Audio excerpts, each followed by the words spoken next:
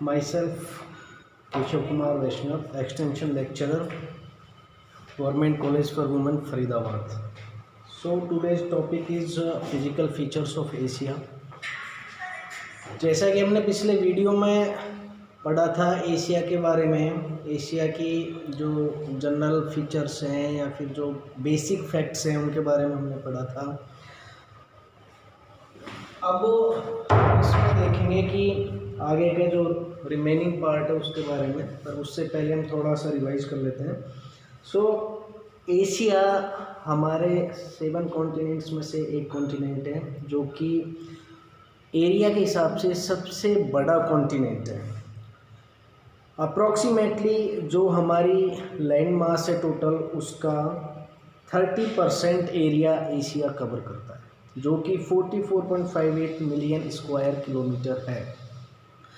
अगर हम देखें पॉपुलेशन के हिसाब से तो एशिया में पूरी दुनिया की 60% पॉपुलेशन रिजाइड करती है एंड एरिया और पॉपुलेशन के हिसाब से ये दुनिया का सबसे बड़ा कॉन्टिनेंट है। 60% पॉपुलेशन दुनिया की एशिया में रिजाइड करती है, जबकि एरिया 30% है। फिजिकल फीचर्स की हम बात करें तो एशिया को लगभग 5 रीजन्स में डिवाइड किया गया है, 5 पार्ट्स में डिवाइड किया गया है स्टडी के लिए। पहला है माउंटेन सिस्टम, दूसरा प्लेट्यू, तीसरा प्लेन्स, स्टेपी डेजर्ट, चौथा fresh water and 5th salt water. तो ये 5 रीजन्स हैं जिनकी हम फिजिकल फीचर्स ऑफ एशिया में स्टडी करते हैं। माउंटेन सिस्टम में जो भी प्रोमिनेंट माउंटेन्स हैं उनके बारे में हमने डिस्कस किया था। 3 प्रोमिनेंट माउंटेन चेन्स हैं, रेंजेज हैं एशिया में, Himalayan ranges, Tian Shan, Ural. तो ये 3 माउंटेन सिस्टम है जिनका हमने पहले पढ़ लिया लास्ट वीडियो में। प्लेट्यू, इसमें प्लेट्यू के बारे में हमने पढ़ा था। डेक्कन प्लेट्यू है, एक पामीर का जो ईरानियन प्लेट्यू है, एक तिब्बतन प्लेट्यू है। तो ये 3 मेजर प्लेट्यू है, Iranian plateau, Deccan plateau and Tibetan plateau, जिसमें से तिब्बतन प्लेट्यू को हम दुनिया की छत मतलब रूफ ऑफ द वर्ल्ड भी कहते हैं, because of the height of this plateau and area covered by this plateau. अब हम आज थोड़ा सा प्लेट्यूज़ के बारे में पढ़ते हैं कि कौन कौन से प्लेट्यूज़ हैं। पहले हम बात करते हैं ईरानियन प्लेट्यू की। तो ईरानियन प्लेट्यू लगभग 3.6 मिलियन स्क्वायर किलोमीटर का एरिया कवर करता है, और इस प्लेट्यू में पड़ने वाले कंट्रीज़ हैं, सिचुएटेड जो कंट्रीज़ हैं वो है ईरान, अफ़गानिस्तान एंड पाकिस्तान। ये तीनों कंट्रीज़ का कुछ हिस्सा मिलकर ईरानियन प्लेट्यू का निर्माण करते हैं, या उस भूभाग को हम ईरानियन प्लेट्यू कहते हैं। जैसा कि प्लेट्यू की हम बात करते हैं कि हाई लैंड मास होती है एंड बहुत ज़्यादा हाई पीक्स नहीं होती, लेकिन यहाँ थोड़ा सा उल्टा है, ये यूनिफॉर्म नहीं है, यूनिफॉर्म फ्लैट प्लेट्यू नहीं है। इसकी जो सतह धरातल है वो एक जैसा नहीं है। इसमें कहीं कहीं बहुत ऊंचे पहाड़, हाई माउंटेन्स हैं, कहीं कहीं बहुत गहरी नदियां हैं, गहरी बेसिन्स बनाती है जो नदियां हैं वो हैं। तो ये हम कह सकते हैं कि ये एक फ्लैट प्लेट्यू नहीं है।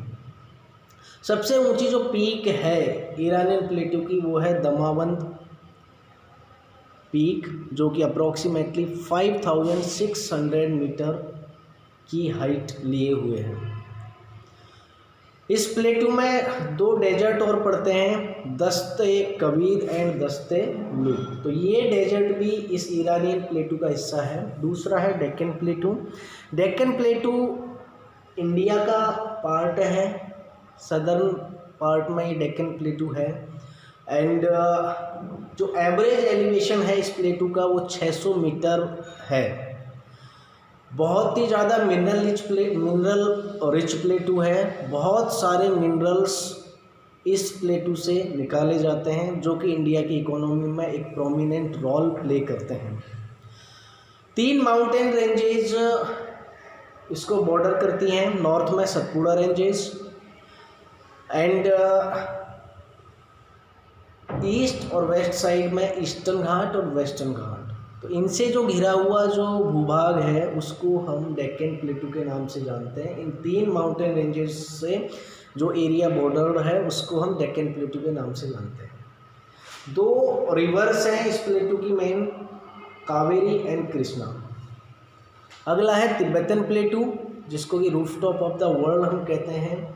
एंड दुनिया का जो फ्रेश वाटर सिस्टम है, वाटर साइकिल है, उसके लिए बहुत ही इम्पोर्टेंट है, क्योंकि बहुत बड़े ग्लेशियर्स हैं इस प्लेटू में। क्योंकि इसको रूफ टॉप इसलिए बोलते हैं, बहुत ज़्यादा हाइट है। बहुत ज़्यादा हाइट होने की वजह से आइस कैप्ड हम कह सकते हैं कि ये पूरा प्लेटू है। और नॉर्थ और साउथ पोल के बाद में सबसे ज़्यादा ग्लेशियर्स तिब्बतन प्लेटू में पाए जाते हैं, जो कि बहुत सारी रिवर्स के ओरिजिन का भी कारण बनता है, जिससे कि फ्रेश वाटर हमें मिलता है। तीसरा पार्ट है इसका, हम जो फिजिकल फीचर्स में पढ़ रहे थे, प्लेन्स, स्टेपीज एंड डेजर्ट। सबसे बड़ा जो प्लेन एरिया है एशिया का, वो है वेस्ट साइबेरियन प्लेन, जो कि सेंट्रल रसिया में पड़ता है और दुनिया का सबसे बड़ा फ्लैट लैंड है, मतलब सबसे बड़ा प्लेन एरिया है। नॉर्थ से साउथ ये approximately 1500 miles and west to east approximately 1200 miles का एरिया कवर करता है। एंड दुनिया के बहुत ही प्रोमिनेंट स्वैम्प और फ्लड प्लेन्स इसमें है। एंड साइबेरियन प्लेन को यहाँ के कोल्ड टेम्परेचर के कारण भी जाना जाता है। दूसरा है रव अल खली डेजर्ट, जो तीसरा फिजिकल फीचर्स हम पढ़ रहे थे उसी का पार्ट है प्लेन वाले में। तो प्लेन एरिया में हम देखते हैं डेजर्ट भी आते हैं। जो मेन डेजर्ट एरिया है जो कि एशिया के प्लेन एरिया में पड़ता है, वो रव अल खली डेजर्ट, जो कि Arabia, Oman, United Arab Emirates and Yemen, इन 4 कंट्रीज में फैला हुआ है, जो कि रफली half as much sand as Africa Sahara desert. Sahara जो डेजर्ट है, दुनिया का सबसे बड़ा डेजर्ट है, उसका लगभग हाफ पार्ट ये डेजर्ट कवर करता है। दूसरा डेजर्ट है थार डेजर्ट, जो कि इंडिया में है, जिसको ग्रेट इंडियन डेजर्ट के नाम से भी जाना जाता है। और ये इंडिया में है, और इंडिया के साथ साथ इसका कुछ हिस्सा ईस्टर्न पाकिस्तान में भी है, जो पाकिस्तान के पंजाब और सिंध 2 प्रोविंस हैं ईस्टर्न पाकिस्तान के, उनमें भी फैला हुआ है। एंड अप्रॉक्सीमेटली 77,000 स्क्वायर माइल्स का एरिया ये थार डेजर्ट कवर करता है दोनों कंट्रीज में। एंड इसकी जो बॉर्डर है वो इंडस रिवर और पंजाब के प्लेन्स हैं नॉर्थ में और नॉर्थ ईस्ट में, तो नॉर्थ बॉर्डर इनसे बनती है। अरावली रेंजेस हैं साउथ ईस्ट में और साउथ में। ये इसकी बॉर्डर है थार डेजर्ट की। Fresh water system of Asia की, या हम कह सकते हैं कि दुनिया की जो सबसे बड़ी या सबसे डीप लेक है वो लेक बैकल है, और ये रसिया में पड़ती है, जिसकी जो डेप्थ है, जो हाई पॉइंट ऑफ डेप्थ है, सबसे नीचे जो पॉइंट है वो है 5315 फीट। एंड दुनिया के 20% अनफ्रोजन फ्रेश वाटर को ये रिटेन करती है। मतलब अनफ्रोजन वाटर का मतलब है जहाँ एक तो होता है कि आइस पिघलती है और पानी आता है रिवर्स के थ्रू, ये है अनफ्रोजन, जो कि कभी भी मतलब फ्रीज नहीं होती, ऐसा वाटर सिस्टम है ये लेक बैकल का। और अप्रोक्सीमेटली 25 मिलियन ईयर्स ओल्ड है, दुनिया की सबसे पुरानी लेक्स में से एक है। फ्रेश वाटर सिस्टम में दूसरा है यांगटीजी रिवर, जो कि एशिया की सबसे बड़ी और दुनिया की तीसरे नंबर की सबसे बड़ी रिवर है, जो कि चाइना में पड़ती है और अप्रोक्सीमेटली 3915 माइल्स की लेंथ ये रिवर कवर करती है। तीसरी जो फ्रेश वाटर के लिए हम कंसीडर करते हैं एशिया की, वो है टिग्रीज एंड यूफ्रेट रिवर्स, जो कि ईस्टर्न टर्की के जो हाईलैंड्स हैं वहाँ से निकलती हैं दोनों रिवर, एंड सीरिया इराक से होते हुए पर्शियन गल्फ में ये जाके गिरती है दोनों रिवर्स। और इन दोनों रिवर्स के जो बीच का पार्ट है वो मेसोपोटामिया के नाम से जाना जाता है। और हम जानते हैं कि मेसोपोटामिया दुनिया की सबसे पहली या सबसे ओल्ड सिविलाइजेशंस में से एक है, जो कि इन दोनों रिवर्स के बीच का जो एरिया है वहाँ वो नर्चर हुई थी वो सिविलाइजेशन। लास्ट जो फिजिकल फीचर है एशिया का वो है साल्ट वाटर, जिसमें कि हम बेज है या फिर खाड़ियाँ जिनको हम कहते हैं उनकी हम बात करते हैं। तो सबसे बड़ी जो गल्फ़ है या खाड़ी है वो पर्शियन गल्फ़ है, जो कि अप्रोक्सीमेटली 19,000 स्क्वायर माइल्स का एरिया कवर करती है। एंड ये शैलो है, शैलो का मतलब बहुत ज़्यादा डीप नहीं है और बहुत ज़्यादा साल्टी है, नमकीन है इसका पानी।